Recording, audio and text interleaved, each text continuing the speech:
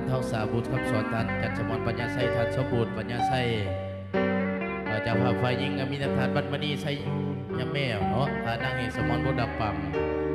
ท่านเสียงสวรรค์ไสยำแมวท่านเฮืองวิไลบุตรดับปั๊มเนาะเสร็จเนาะจับตองโคมาเสริมสามัคคีการเป็นวงสามัคคีวันนี้เป็นเกียรติเสริญฟอนและวงสามัคคีพี่น้องเฮาเนาะเสริมสามัคคีการเป็นหอบของเจ้าภาพทั้งสองกับสองไฟเสริมสามัคคีบรรยากาศเนาะ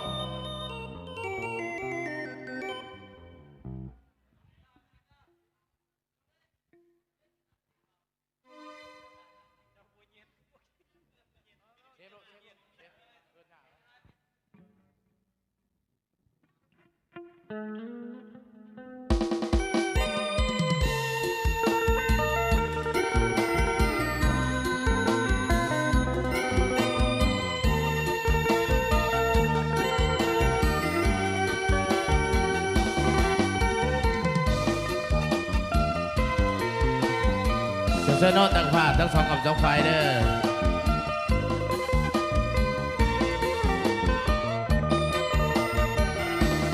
เมฆลอยกระจายสายลมพัดเผา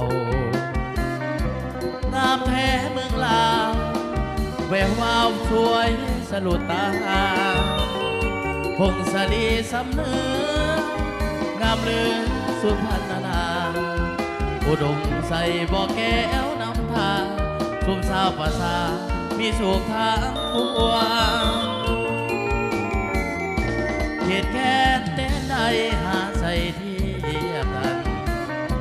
น้ำของน้ำคาภาษาปอบใจเมืองหล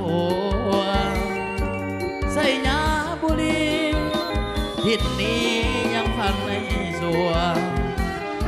เวียนทางเสียงควางจากลาแสดวงคืนน้ำดังที่เสื่อฉันเบียงจันนครหลวงใจลายล้านดวงขอน้อมนมัสการ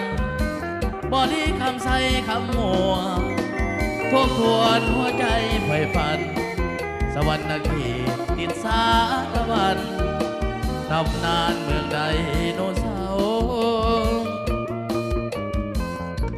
จำปาเบิกขาวสาวลาวพี่น้อง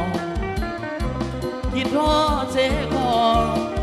นวลน้องงามแท้นอนเจ้าอัตตะเพื่อยา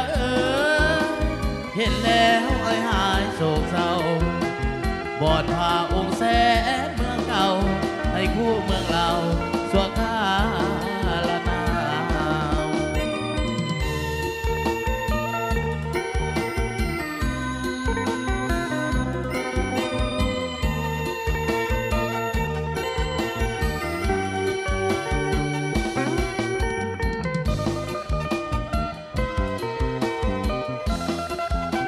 เอาเสือเนาะขวดเลยไปเลยโดดมาเสือเนาะ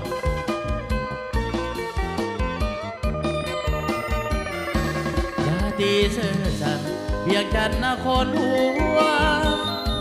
ใจลายล้านดวงขอน้อมนมัสการบอดี้คำใสคำมัวทบทวนหัวใจไฟฝันสวรรค์นาทีติดสารวันตำนานเมืองใดโนเสาร์จำปาเบิกขาวสาวลาวพี่น้องคิดทอดเสกอนวลน้องงามแท้นอเจ้าอัตตะเพื่อยาเห็นแล้วไอ้หายโศกเศร้าบอดพาองค์